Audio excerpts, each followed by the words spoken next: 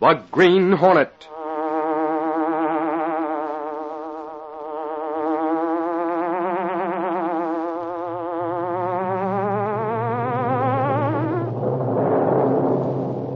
He hunts the biggest of all game, public enemies who try to destroy our America.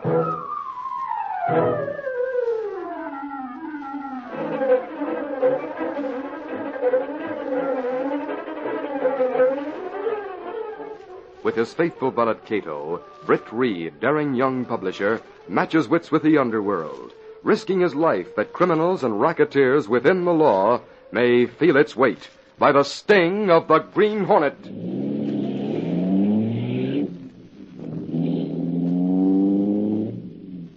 Ride with Britt Reid in the thrilling adventure Merger Not Preferred. The Green Hornet strikes again.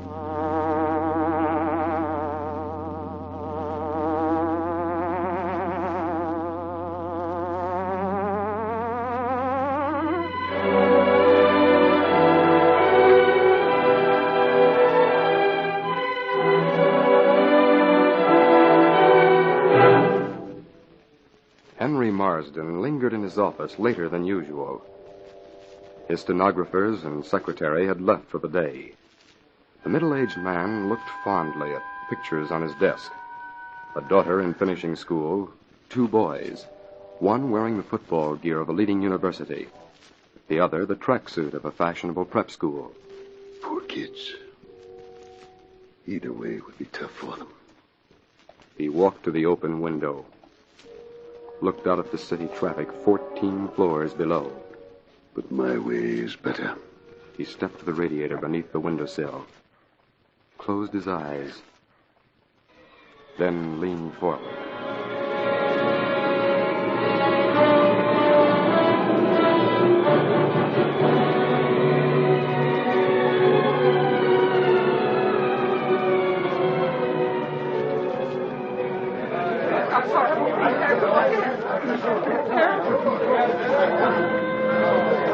Came from right up there. Does anyone know who he is? Get back. Give us room, will you? I know him. It's Marsden. Henry Marsden. He has an office up there. Hey, make way there. Let us through. Get back. Let him through with a stretcher. I wonder if he fell or jumped. Come on, Joe. Get him into the ambulance. Come on, folks. Back. Get back.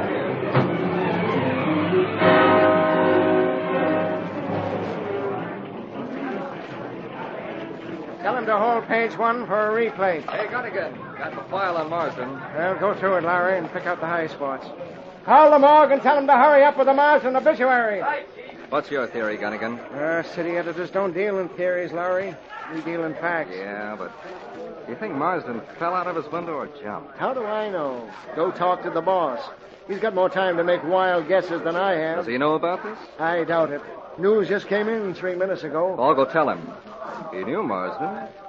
He might have some special angles. Gunnigan's covering all the angles, Mr. Reid. So Marsden is dead. Yeah. And just when I began to get somewhere.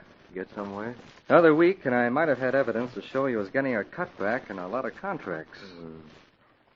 Just a minute. Mm-hmm. Yes, Mr. Reid? Come in, Miss Case. He must have gotten plenty to keep one son in college, another in prep school, and a girl in Vassar. You don't do that in what the city pays. I'm thinking about it, children. I'll tell you about the Marsden death, Mr. Reid. Didn't you see him just a few hours ago? Yes. You're dead? We had lunch together at the Civic Club. Holy smoke. Say, did he give you the impression that he was getting fed up with things, ready to cut loose from his crooked pals? Why do you ask that? I wonder if he got shoved out of that window by someone that, wanted to keep him from squealing. I doubt it. Oh, Miss Case, I want to see everything about Marsden before it's published. Yes, Mr. Reid. Now that he's dead, there's no use making things too difficult for his family. I'll see that everything comes to you for a final okay. And call my apartment. Yes, sir. Tell Kato I'm going to stay here until the next edition's out. I'll be late for dinner.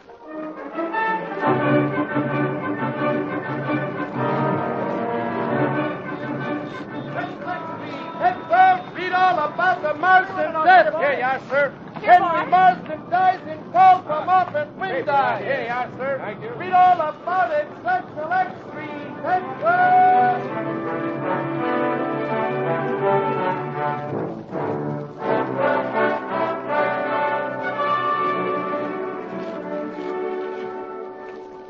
Marsden death changed Britt Reid's plans for the evening. Instead of going on his usual round of playboy activities, he called Kato to his bedroom. The Filipino valet was the only person who knew that Britt Reid, publisher of the Daily Sentinel, was also the Green Hornet. I met Marsden at the City Club, Kato. He told me a few things in confidence. Yes, Mr. Britt? There's only one way in the world I can use that information. In the role of Green Hornet? Yes.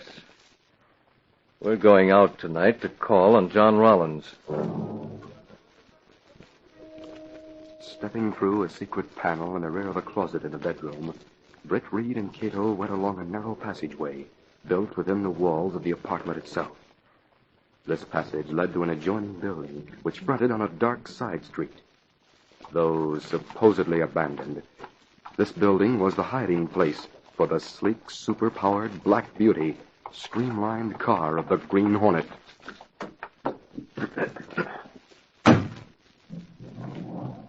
Britt Reid pressed a button.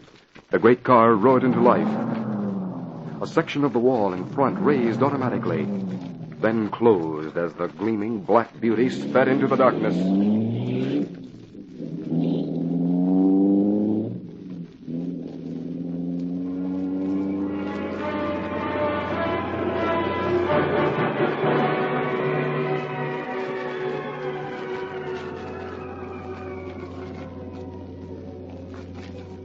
The black car moved through the streets to an exclusive residential area and stopped near the home of John Rollins. Stay here with the car, Kato.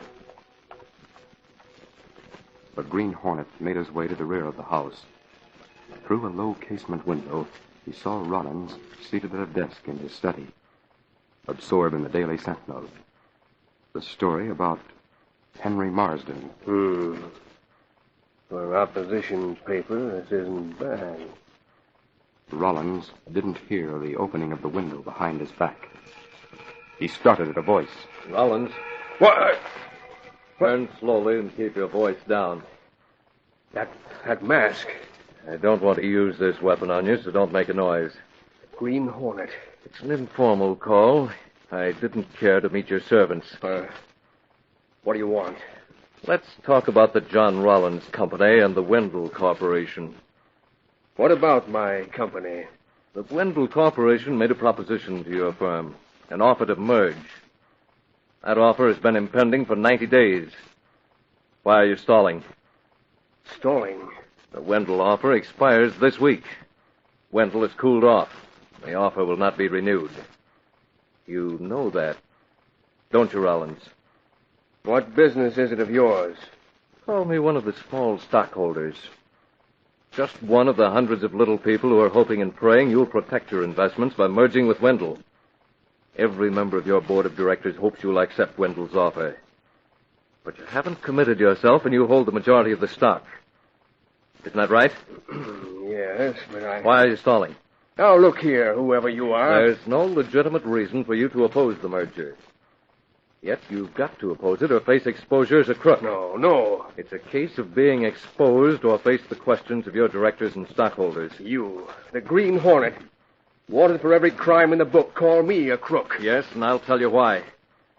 Your company has gotten a lot of city, county, and state business. You've surrounded yourself with a bunch of crooked pals who are strong enough politically to give the Rollins Company that business. But the Rollins Company hasn't made much money out of it. You've had to pay too much in bribes and graft. That's a lie, and you can't prove it. Of course, it doesn't appear on your books as graft and bribes. It's probably listed as lawyers' fees, entertainment expenses, and things of that sort. But nevertheless, the money's been paid out. And big chunks of it have been kicked back to you as an individual. How do you know all this? I knew a man who is going to squeal. He told about one deal in particular. A contract he got for the Rollins Company. He was paid $10,000 for getting it. He had to return $6,000. What? You know about... Yes, Rollins. I know about Marsden. Changed his mind about squealing when you let him know that you'd smash every member of his family. He was insane. He was a madman. He leaped from his office window, but not because he was insane. He did it because it was his only way out. Why did you come here? What do you want? You. You're going to a board meeting tomorrow. And you're going to vote for the merger in spite of the promises you've probably made your corrupt political friends. Now, wait. Let's talk this over. If the merger goes through, the truth will become known. I'll be ruined. Exactly. And you'll have to deal with the law. If you vote against the merger, you'll have to account to the members of the board of directors and the small stockholders. And you'll also have to account to me. Make your choice, Rollins.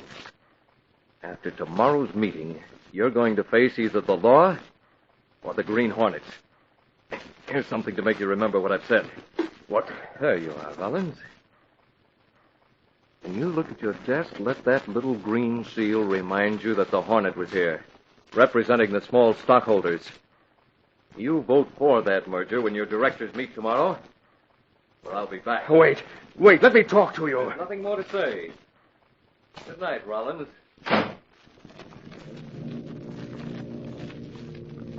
Green Hornet. He called it. I can't vote for the merger. No, I don't dare vote against it. He'll be back. I think there's a way out. Yes. I think I know the way.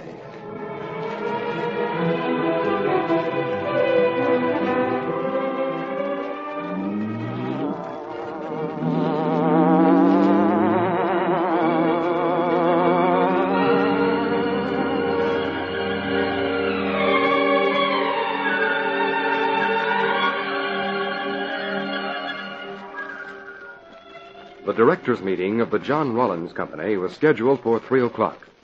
Britt Reid waited in his office for word that the controlling vote, to be cast by Rollins himself, would bring about the merger with the Wendell Corporation.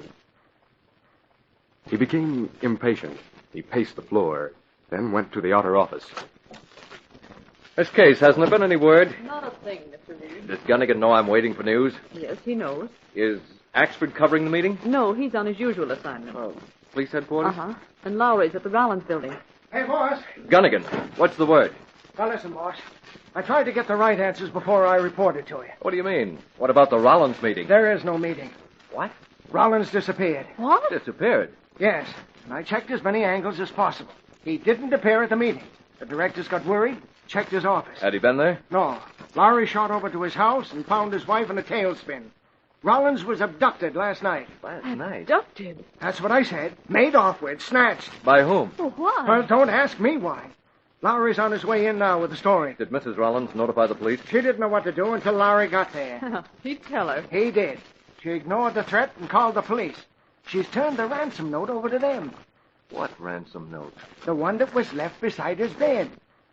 How was the note signed? The note wasn't signed. But hang on to something, boss. Beneath the demand for ransom, there was a little hunk of paper. Green paper. Green paper? Yeah. The mark of the Green Hornet. Goodness. Oh, but hold on, Gunnigan. What the... I don't see why... Yeah, boss. That's just how it hit me.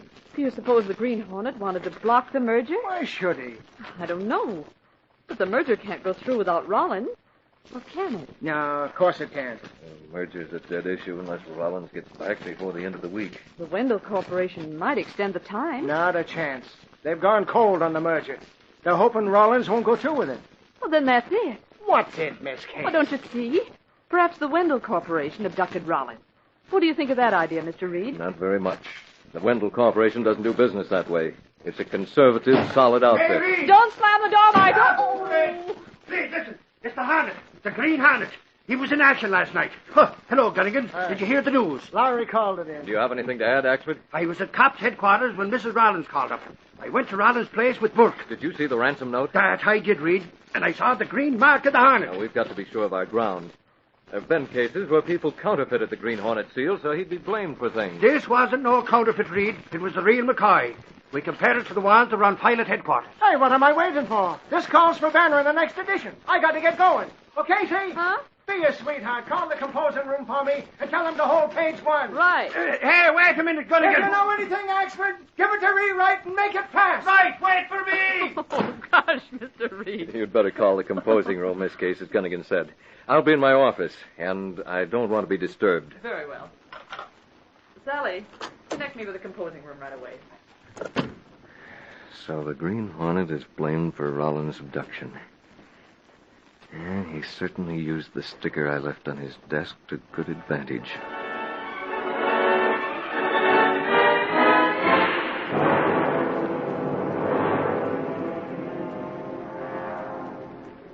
That evening, Britt Reid made sure that Michael Axford would be out of the apartment, so he and Kato could act on certain plans.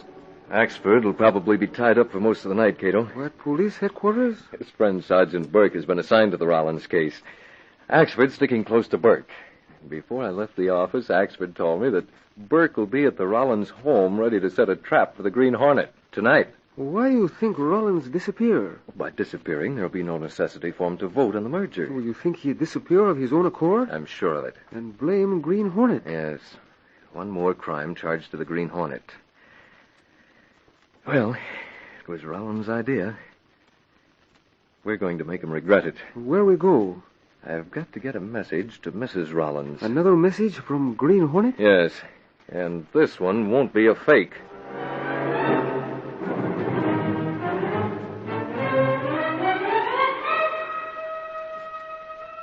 Marjorie Rollins, wife of the man who had disappeared, sat in her library surrounded by servants and police, as well as a few favored representatives of the working press, including Lowry and Axford of the Sentinel. The room was fairly quiet, but the atmosphere seemed charged with tension. Lowry, if you smoke that cigarette much harder, it'll burst into flames. If something's going to happen, I wish it'd come within the next 10 minutes. 10 minutes? Why's that? You got a date or something? No, Axford, no date. We work for a newspaper, the Daily Sentinel, remember? It's like most other newspapers. That is, there's a new edition every now and then, generally several times a day. A new edition means deadline, see? Do you know what a deadline is? All right, Lowry, all right. Stop rubbing it in. I'd like a new lead for the Rollins story. How about reporting that Mrs. Rollins has got all the cash together like the Hornet told her to, and she's waiting for word as to what to do with it so as Rollins will be turned loose? If you would read the Sentinel once in a while, you'd know we already published that. Oh. I've got to get something in before the next edition. He ought to get a photograph of Sergeant Burke and Mrs. Rollins. Look at the two of them. But the way Burke is looking at that bag that holds the cash. Let's go over there. Maybe I can get a statement from Mrs. Rollins. Oh, she sure is taking this with a lot of poise. Yeah. Mr. Lowry. Mr. Lowry, I want your opinion. Do you mind? Well, of course he don't. And if you want to know what I think... Quiet, Axford.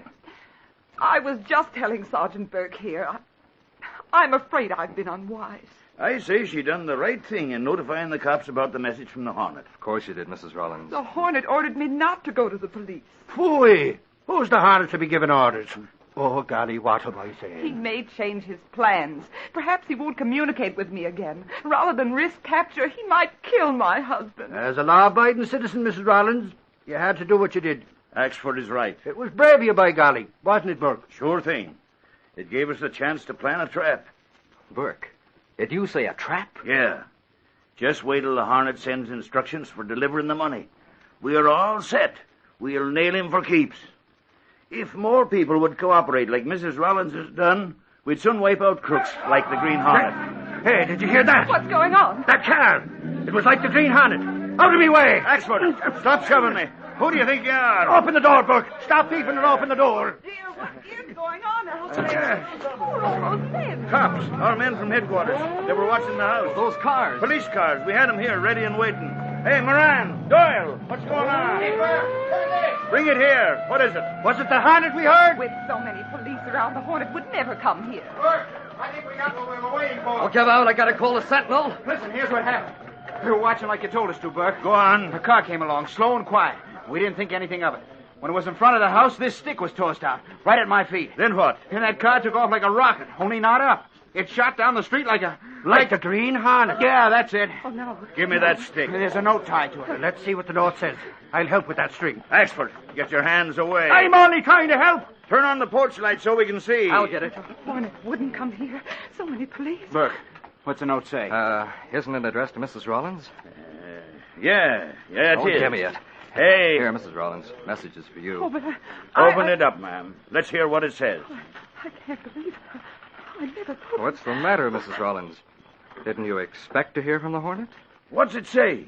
It tells where to deliver the money. Good gravy. That's it. That's what we've been waiting for. Now we can take steps to get the Green Hornet for keeps. Let me have the message, Mrs. Rollins. Oh, yes, of course. One of the boys from headquarters is all set to go in your place dressed like a woman. What? He'll take a dummy passage. Oh, but the risk. But that's why one of our men will go in your place, Mrs. Oh, Rollins. the risk to my husband if Don't if that you worry. We'll have plenty of men on hand. Kelsey will wear a wig and women's clothes and drive your car. Get ready, boys, and make it fast.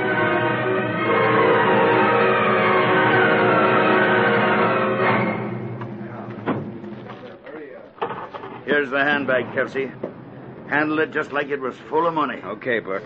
The rest of you guys know the plans. Sure, right. You, Kelsey, remember this is Mrs. Rollins' car, and you're to drive like she would. This has got to be done right. I know. Don't shove the wig off the back of your forehead like you do your hat. Don't light up a cigar. And don't scratch your nose. How about speaking? Keep your trap shut. Now you other guys get in the back seat. Oh, golly, Lordy. This looks like the Hornet will get the works. Yeah. Oh, come on, expert. Let's get into our car. 3 guys in the back seat with sawed-off shotguns.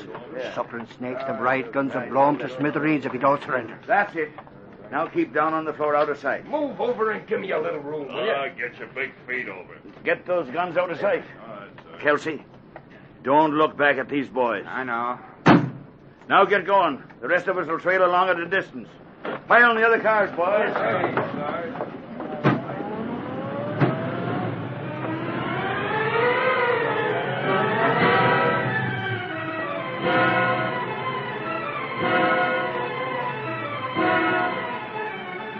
The Green Hornet was nearer than anyone realized. He lost the cars that started in pursuit, and it doubled back to watch the remaining cars leave in accordance with Burke's plan. There they go, Kato. That should leave Mrs. Rollins alone. Well, there might be servant. Yeah, we can handle that situation. Good thing you knew police plans. It's a good thing Axford talks as much as he does. Moving like a shadow, the Green Hornet made his way through the darkness and gained entry to the Rollins home. He saw Mrs. Rollins in the library, waiting near the phone. And then a servant saw the masked man. What? Say, all right, take this. In the name of mercy! Robert! Robert, what's happened? Just gas, Mrs. Rollins. You, the Green Hornet. What do you want? I'll talk. You listen. It was quite a shock when you saw the real message from the Green Hornet, wasn't it? Well, Yeah, but what did you expect? People have to pay for the use of my identity, my name. The use of your name? You know what I mean, Mrs. Rollins. I called last night to give your husband a few orders. I left my seal. It gave him an idea. He wrote a message to explain his disappearance and signed it with my seal. But I didn't have You any... knew all about it. You were instructed by Rollins to report to the police. You'd never have dared do so if you'd thought the abduction was on the level. How did you... How do I know? Perhaps I waited around last night to see what Rollins would do about my threat. A few moments ago, I saw the police leave here. One of them drove your car. He wore a wig. You know that. I find it pays to be well informed.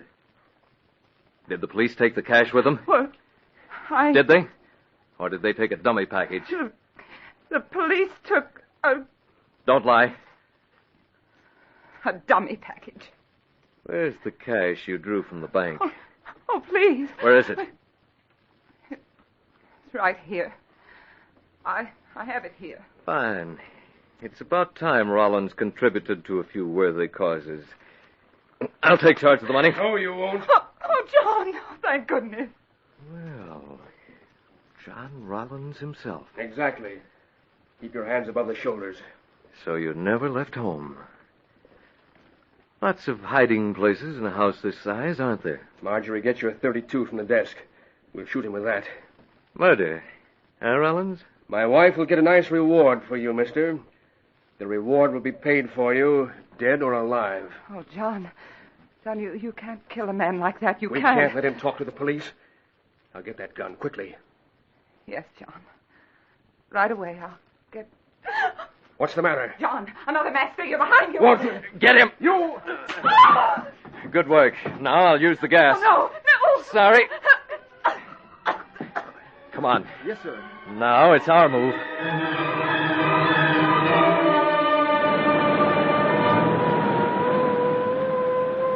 But listen, Bert, what do you make of it? How do I know, Ashford? You heard the radio call that came in from headquarters. Yeah, but all it said was that we should forget about the plans we had and get back to the Rollins house to pick up the Green Hornet. That's right. But what's he doing there?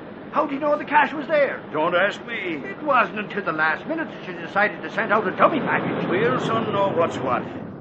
Get out. Right. You guys go round and cover the rear door. I got me gun out and ready. By golly, I sure hope this isn't another false alarm. Look, the door's open. Come on, Ashford. Mrs. Rollins, where are you? Hey, there's a servant by the door. He's out like a mackerel. The Hornet's work, by golly. Hey, Oxford, what's up? Come on, Lowry. We'll see what's in the library. Get back, Ashford. I'll go first. Stick 'em up. Who are you talking to, Burke? Well, Oh, look. well, It's Mrs. Rollins, out cold. Oh, golly, that Sparkeen with the green mask. Burke! Here, back in the chair. It's him, the Hornet. I got him in mask. I see him. Green Hornet? Is he dead? Take no chances, boys. Keep him covered while we pull off his mask. I'll unmask him. Oh! Keep your hand away. I'll do the unmasking. I'm the one that's with the cops. Then do it and stop the talk. Golly. The Hornet at last. Take the mask off. And here goes. Well, I'll be... Hey, it's John Rollins. Suffering snakes. John Rollins. So he's the Green Hornet. Like funny as Oxford. The Green Hornet just left his mask on Rollins' face to show he'd been here. And he brought Rollins back. And I'll bet all the tea in China that the Hornet got away with the cash. How in blazes did the Hornet do these things?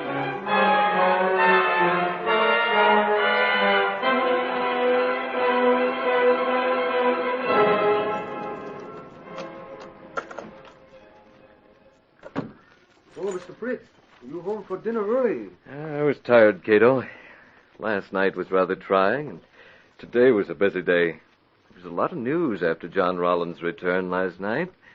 A lot of news to handle. Oh, yes, sir. Rollins signed the merger papers this afternoon. Well, he chose wisely, huh? Yes, he did. He'll be exposed, and he'll be in trouble up to his neck, but he'd have been in even greater trouble if the truth of his abduction became known. Well, you take blame for abduction, Mr. Britt. Well, what's one more crime, Kato? Besides, I was well paid for it. There was $25,000 in that package. Mrs. Rollins will have to do without some jewels. Well, that's a lot of money. Well, Rollins himself fixed the amount when he wrote the first note. Well, that reminds me, Kato. We must arrange for the delivery of that cash. Oh, to whom? It'll make a swell gift for the cancer fund.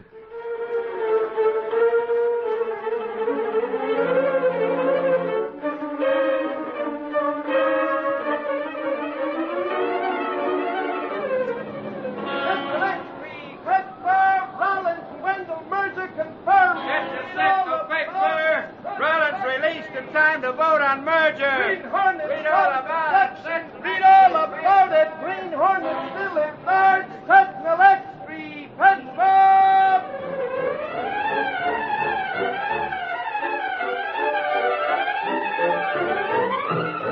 These copyrighted dramas originate in Detroit, and all characters, names, places, and incidents used are fictitious. Hal Neal speaking.